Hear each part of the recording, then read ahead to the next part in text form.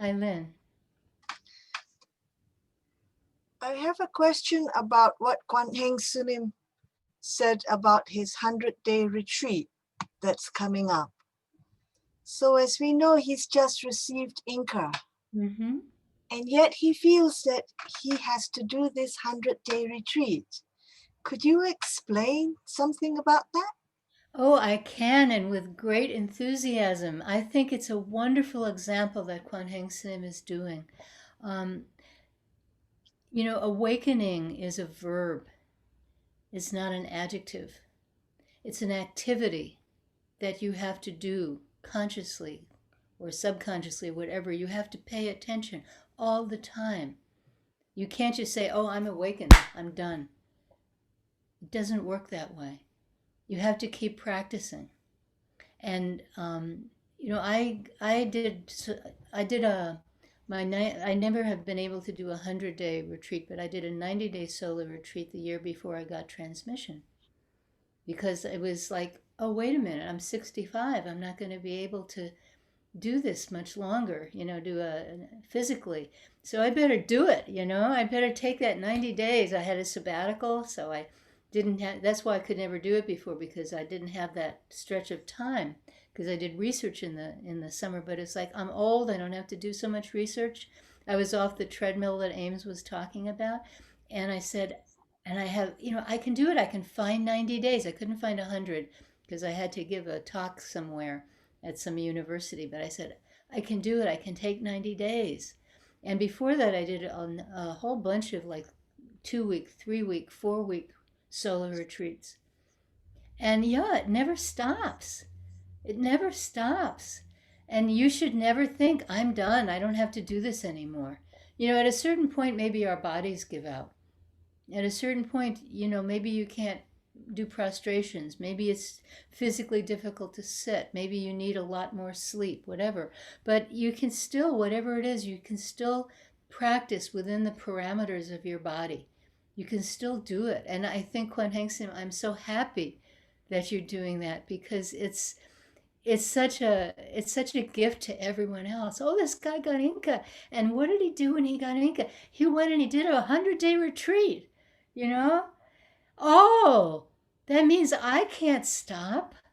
I can't tell myself I'm done. I have to keep going.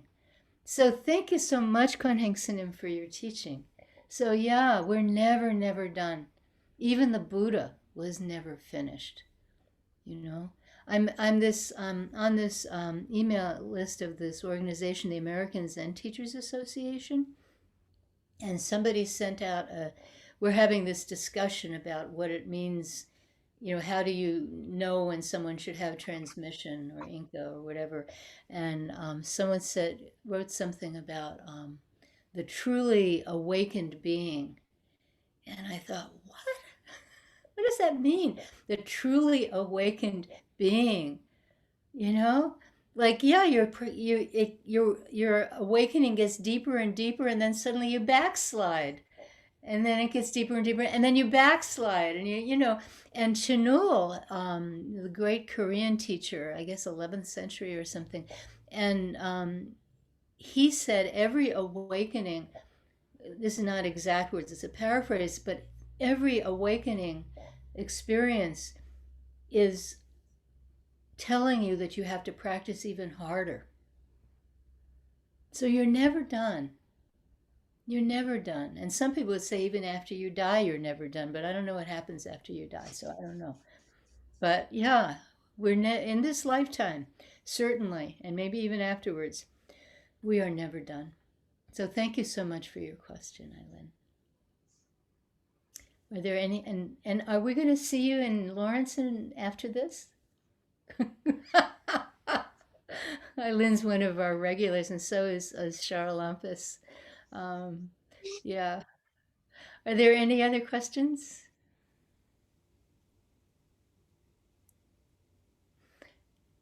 Yeah. Hi. Brendan, tell Yeah. me. How's it going? So Molly and I watched the Inca ceremony last week, and I want to say congratulations to Kwan Heng Sanim. It was really awesome because you've been here the entire time we've been here, So it was really fun to see you receive Inca. I had a question about the Inca ceremony. It seemed that after every question, the answer was first, you already understand. And I just wanted to know a little bit more about why that was said almost after every question. It's a standard, as you notice, it's a standard thing. It's essentially the equivalent of hit. Oh, okay. Thank you. Okay. And but I personally prefer, actually, I don't like to hit my hands. I prefer hitting the floor because when you hit the floor, you're connecting with something outside yourself. You're kind of connecting with the universe. But you already understand is a sort of formulaic way of reminding people of something that's very important, which is that you already have it. And that's something that we forget. We give away our agency to somebody else. We say, please tell me what to do, you know. We tell somebody, should I do this? Should I do that? You know, what is this? What is that? Tell me what's true. And we forget that we already have it. We don't get it from someone else. You can't get it from someone else. It's already yours. So you already understand is a small taste of that. It's reminding, oh yeah, I have this Buddha nature. I have this awakened mind. Already I have it, you know. And then the form is, you say, the person being asked questions, in this case, Kwan Heng Sim says, you already understand, and then you're reminding them of their job. You say, but I ask you. So that's reminding them of their job. So it's this very lovely kind of dance where they're reminding you that you're already Buddha, and you're reminding them, yeah, but you have this job. So that's what that is. Thank you for your question. Are there any other questions? Hi, this is Catherine. I have a question. Thank you, Ames, for talking about the work. And I have a overly active work ethic, which I see as one of my delusions. And it's a constant battle. Just if you could speak, how do you cut through that delusion when it's so heavily reinforced by our society? What's your job? I'm a physician. Yeah, that's a hard job right now. It's not actually so hard. Oh. I feel, physicians are given respect, which is great, but it's, someone who works 3 shifts at McDonald's works just as hard. Mm-hmm. It's not so much the work I do; it's the drive inside is what causes the problems. And what problems does it cause? Overly high expectations, feeling other people don't work as hard, resentment when you feel like, other people aren't giving their full, Yeah, so the problem is not your personal work ethic. The problem is that you're checking other people. It's true. That's the problem. So yeah, work hard.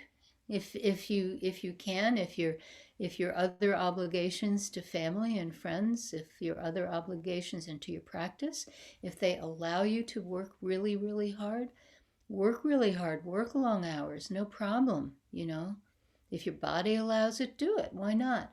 But don't check other people because you don't know their circumstance. You don't know what their lives are like. You don't know what their background is. You don't know the karma that they have built up over a lifetime. So don't check. I remember a long time ago, very, very long time ago, this would have been like maybe 1979 or 80 or something. I was sitting a retreat in Providence Zen Center. I'd already moved to Kansas, but I would travel around to sit. And this is before I became a mom. I became a mom at the end of 1980, and so that all had to stop. But I would travel around, and it reached the point where Zen Master Sung San wasn't sure where I lived. So I was at one point sitting a retreat in Colorado, and he stops his Dharma speech in the middle. And he points to me and says, "You, where you live?" Because he wasn't sure, because I was always popping up.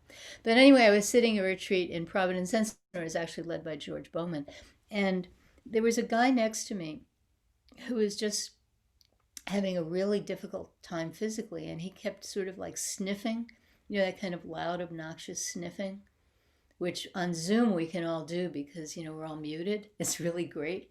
But if you're like all together in a room, you can't do it.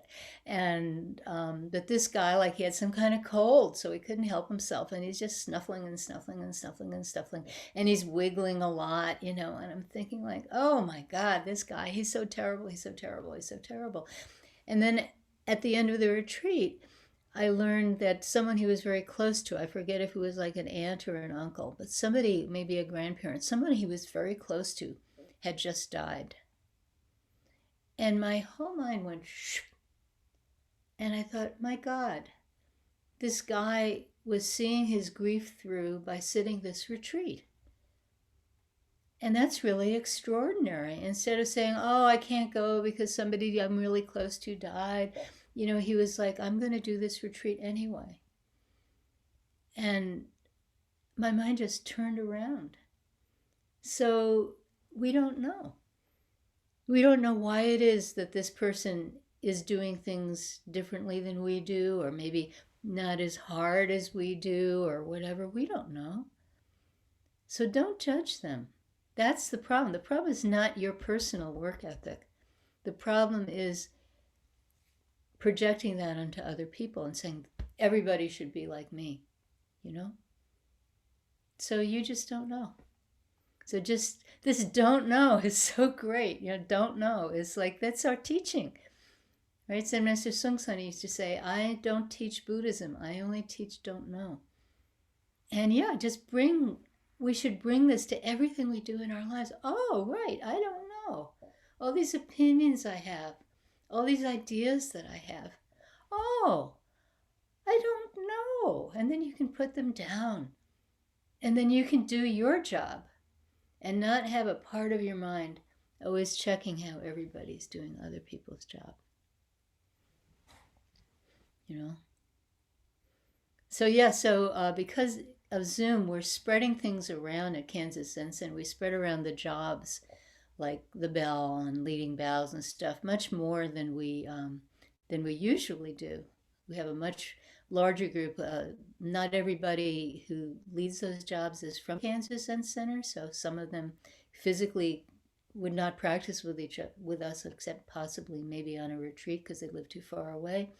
And we're just spreading it around a lot more. Like the teachers don't lead the bows. We have, people take turns leading the bows. We have a whole schedule and everything. And sometimes I get complaints from people. This person leads bows too fast. This person leads chanting too high or too low. You get all these comments about people. I don't like the chugpi this person is using. They're not using a proper chugpi. They're banging spoons together or whatever. And it's like, just put it down. Just put it down. Let's appreciate each other. Let's just, here we are together, whether it's at work or family or practice or whatever it is, here we are together. Let's just appreciate each other. And yeah, that's how this person does it. That's how they do it. This is how you do it. And yeah, there's some people that drive me bats the way they do it, but that's okay. I don't say anything to them. That's just my problem if I'm driven bats, So yeah. So just, we do our job. What is it? Do not go where you have no business. That's one of the temple rules. Yeah, so our mind is always going where we have no business. I mean, your question is great, Catherine, because that's everybody's question. Everybody has this mind. We're always checking other people. Our minds are always going where we have no business. They don't have to go there. It takes up a lot of our mental energy. We could use that mental energy someplace else. So thank you very much for your question. Are there any other questions? Hi, I have a question to kind of follow up with what you spoke about a little bit earlier. So, I can't see who's talking. hi, Erica. Oh, there you are. Okay, great.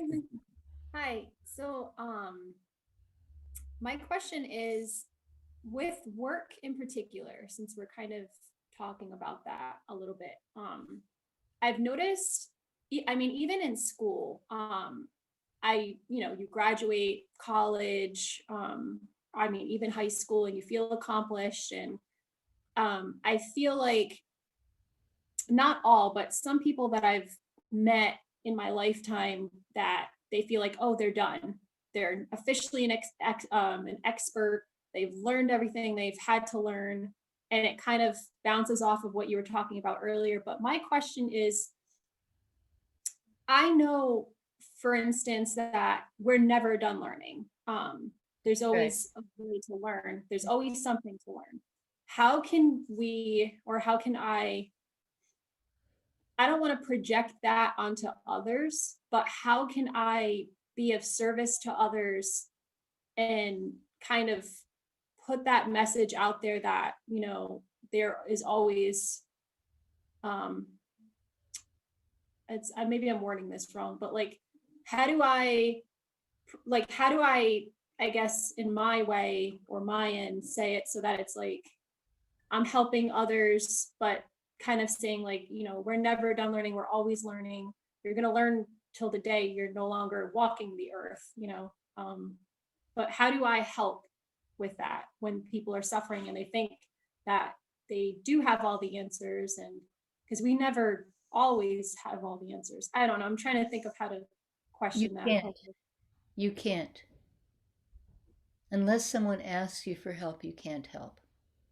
So if somebody asks me a question, then I can answer it. Somebody does not ask me a question, I can't answer. So it's the example of your life that's most important. That's what you do, not what you tell people, but what you do. So what is your job? What do you do for a living? I was going to No, think I of mean, what do you do for a living? I'm a customer service concierge representative. I'm a teleworker, so I work from You're, home. you're a teleworker. Oh, so nobody can see you. So you can't be an example. Yeah. But this doesn't come up in your telework very much, I would imagine. But I it probably comes up have like in a lot your of people social. that Pardon? I have a lot of people vent to me just daily because some of them they haven't talked to anybody or spoke to anybody for weeks and months. Some of them. So Then you know what to do. You just listen. That's what they need. They need someone listening. And they need you because you're on a phone or Zoom or whatever. They need some acknowledgement that you're paying attention. So every now and then you have to go, tell me more, Mhm. whatever. But you just listen. That's what you do. That's your job. And that's what they need. And yeah, the experience that we all have of people who, expound and act as if they know everything, and you know that they don't know everything. And secretly, they know that they don't know everything. That's why they're so putting out there that they know everything, because actually they know that they don't. Otherwise, they wouldn't have to act that way. So, so just, you know, be you. Do what you know is right. And then maybe this example might help them. I mean, yes, sometimes you can bring up factual things, but as we all know now, facts don't seem to have a whole lot of weight. It's like people have different facts, sets of facts. I have a very dear friend who's a Trump supporter, and we absolutely cannot talk about politics because she has her set of facts and I have my set of facts. And each of us is convinced she knows that all the protests are made by people who are paid by George Soros. She knows that. And I know that that's false. And I can't argue with her, and she can't argue with me. So we just don't bring it up. We just can't talk about it. It's very difficult right now because when you have different sets of facts, you know, and only one of them can be true. It's a very interesting situation that we have in this country. The people who are not from the US, I'm hoping you're all sitting there saying, oh, thank God it's not like that where I am. But some of you, I think it is like that where you are. Maybe not everyone. But yeah, it's interesting. But no, you can't tell somebody, oh, you think you know everything. You don't know everything. That doesn't work. They'll find out. So thank you. Thank you. Yeah, we can't fix other people. We just can't. Are there any other questions? I actually have a question as well. Um, pair it up here. So, in Buddhism or Zen, we sometimes like say, okay, so the truth is already within us. We already have, that don't know is truth, and truth is don't know. So, what's the purpose of questions? If we already have the truth within us, and what is the purpose of questions? Why can't we just try? What's that? Why did you ask your question? to get an answer. Yeah. But I already have the answer inside of me. Yeah, but the thing is, we don't believe, and it's not an answer actually. It cuts through all answers. And we don't believe it. So, when Buddha woke up and he saw the morning star, and supposedly he looked up and said, there are many versions, but one version is that he looked up and said, oh, how wonderful. Each being in itself is already complete. Each being already has it, but they don't know it. And I think that verb know is the wrong verb. I mean, no one knows what Buddha really said, so you can't say it's a translation of what the Buddha said. It's a version. I think it's not that you don't know it. I think it's you don't believe it. We don't believe that we are already awakened. We don't believe that we have this Buddha nature. And the job of a teacher is to help you see for yourself this Buddha nature. And it's not, we use this language of inside, it's not actually inside. There is no inside. This Buddha nature is vast, and it's wide, and it's beyond time and space, and it's also incredibly fundamental and down to earth. Everything we do is an expression of this Buddha nature. But we don't believe it. We just don't believe it. And so the job of the teacher is to help you believe it and to point in different ways to your Buddha nature, which is the same as my Buddha nature, which is the same as my watch's Buddha nature. It's not limited to sentient beings. It's everywhere. And maybe the watch is sentient. After all, it's telling me the time, right? So, yeah. Thank you for your question. Thank you.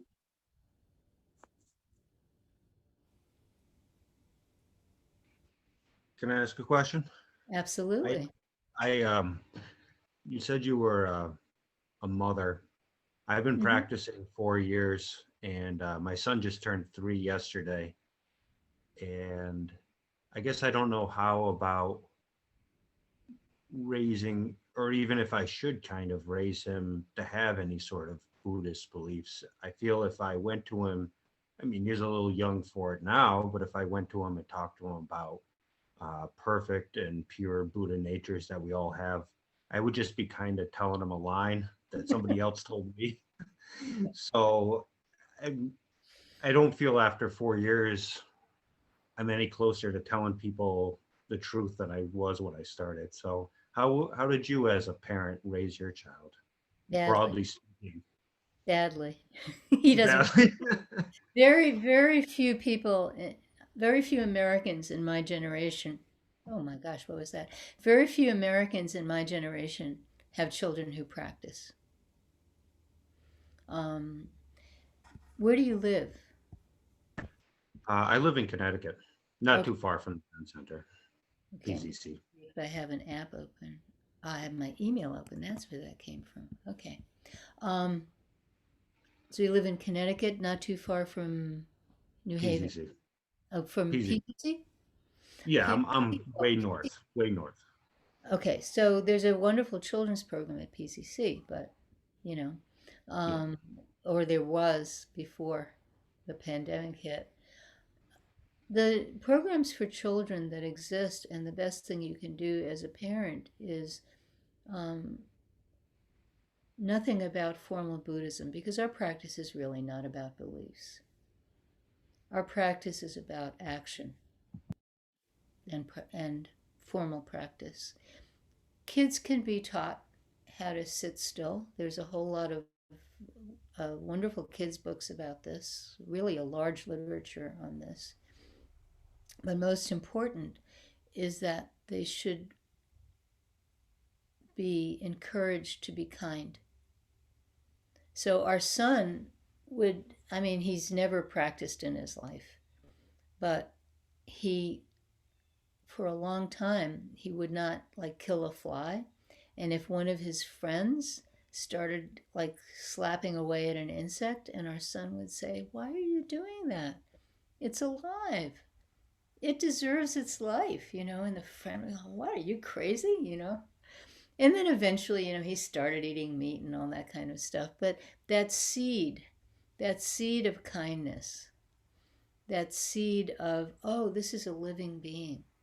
I should be kind to it. I should respect it. That seed is something you can plant. And it starts at a very, very early age. And it's not by preaching, it's by how you live your life, what you do. And if you see your kid doing something that is not in that direction, you can very gently say, "Oh, but this creature is alive, You have to be nice to it because it's alive just like you." So you can do that. And you can, teach your kid to, oh, there's all kinds of things where like you run around and then suddenly you hit a gong or something and the kid has to freeze. Everyone has to freeze, and they hold that posture. Okay. I'm sorry that these noises are coming through. Uh, so yeah, so that's how you do it. And yeah, if there's a kids program near you, you can enroll your son in this program. That's fine. But they will or will not practice according to their life, not according to what they made you do. I was raised Jewish. My son was raised, my husband was raised Catholic. My brother was raised Jewish. He doesn't go to shul. I still go to shul. We were raised the same. In fact, he was raised even more because he was sent to a yeshiva, and that might be why he no longer practices Judaism. My husband was raised Catholic, very serious Catholic, all the way through until graduate school, through high school, through college. And he doesn't practice Catholicism anymore. So you can't control what your kid does. But you can give your son an ethical base. You can give him that. And you can give him a few very simple techniques about attention and stillness that he might find useful later in life. And don't push anything. He'll see your practice. He'll see what you do. And I'll give you the advice that Bobby gave to me when my son was a toddler, which is bows, prostrations.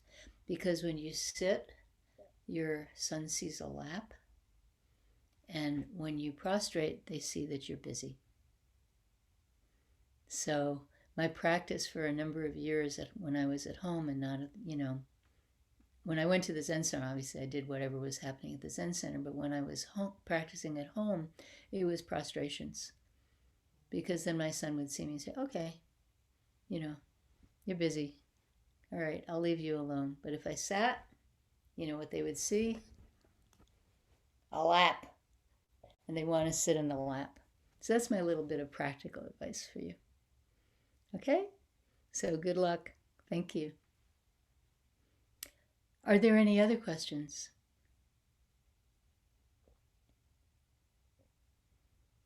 I've got a question. Sure. This is Alex. Mhm. Kind of relates back to what Ames was talking about, and then what you were talking about, how awakening is not an adjective but a verb. Mhm. And then with Ames talking about in our capitalist society here in the West, how it's built on a system of continual growth, no matter the input sources or the resources. And then the question is there a way to relate that to like our practice, in as it has been like this entire time, but our practice in terms of like we put in the work by our practice, by our sitting, but how can we make sure that doesn't make us grow into something that got us into this mess in the first place? I don't understand your question. Are you asking, can practice cause damage? Maybe, yeah. Yeah. That's a very interesting question.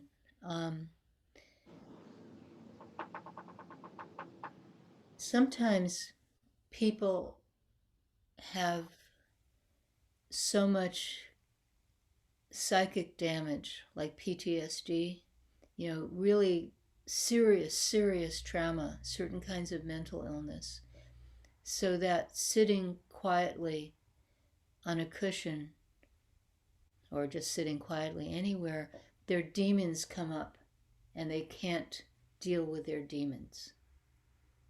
And I like this use of the word demon. I mean, I don't believe in demons, but this use of the word demon instead of, some kind of psychological word, because the word demon means it's not intrinsically you.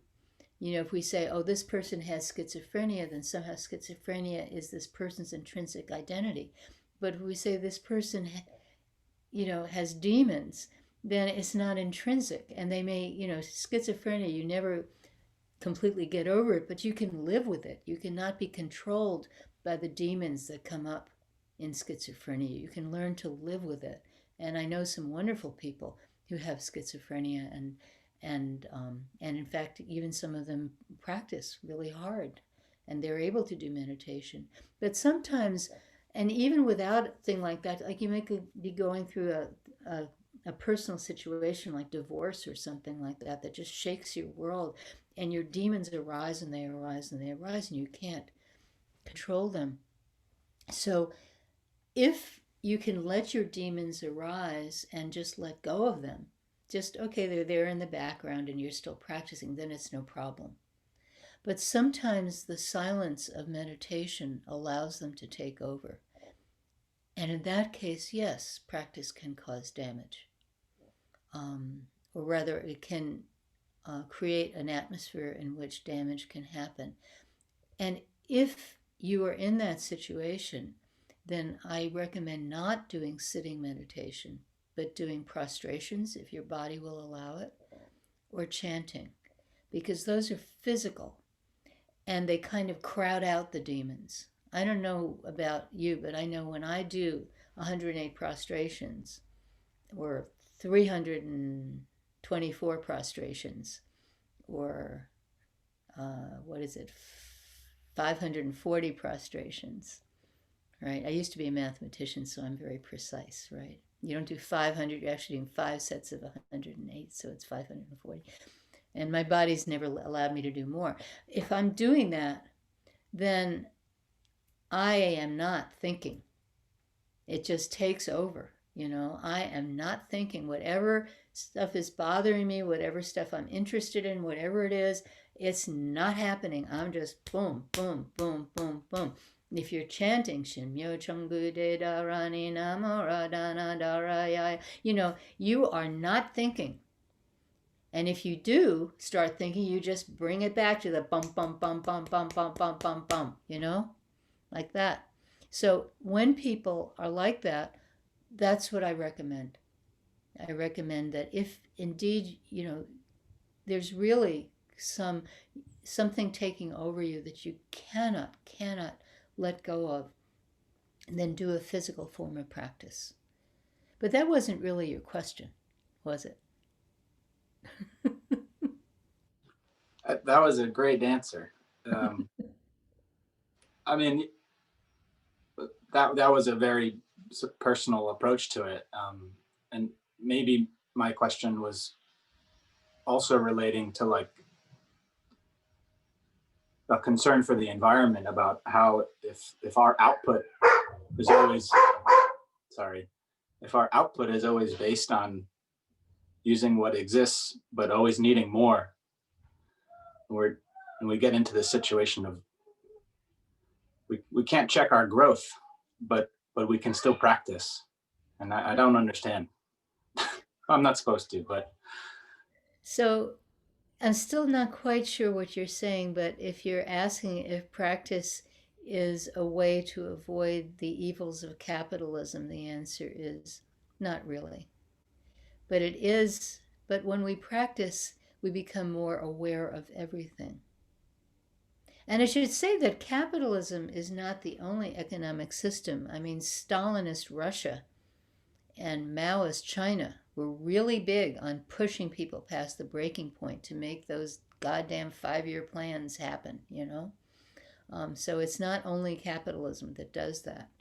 There's this sort of human kind of greed that you always want things to be better and better and better and better and better in the minds of the people who control things.